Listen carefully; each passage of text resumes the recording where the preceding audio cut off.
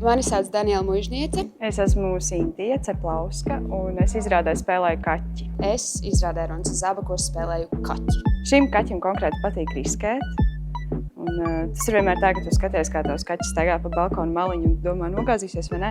Un, viņam tas ir jautri. Tāds dzīvības un nāves tāds slieksnis.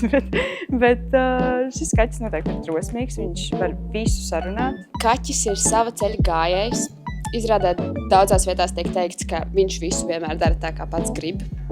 Bet tajā pašā laikā kaķis grib, lai tie, kas viņam ir mīļi un tuvi, lai viņiem viss būtu labi.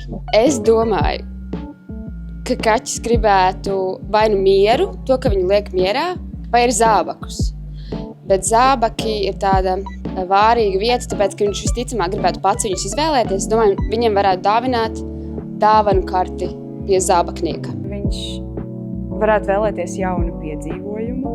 Iespējams, lai viņu nenomurca tik ļoti, nenomīļo, lai viņam iedod mazliet vietiņu. Es domāju, ka abi, jo katrs varonis kaut kādā brīdī ir arī krāpnieks, lai viņš būtu varonis, un otrādi arī.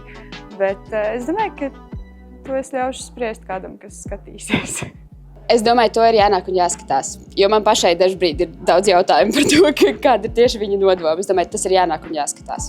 Pašai negribas to atzīt, bet pēdējā laikā man šķiet, ka man ir tā kaķa ātrā emociju un uzvedības mainība, kas var vienu brīdi būt ļoti mierīga un murrāt, un nākamajā brīdī es varu izlaist nadziņus un iešņākt. Tā riskēšana noteikti.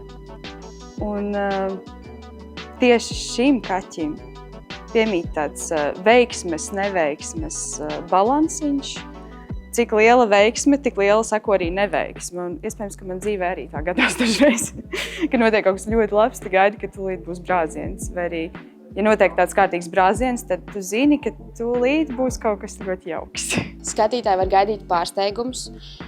Un es domāju, ne tikai paši mazākie skatītāji, arī vecāki skatītāji, jo tur ir ļoti daudz tādu tīri tekstuāli mīļu un asprātīgu joku un daudz foršu pārsteigumu tiešām visu vecumu skatītājiem.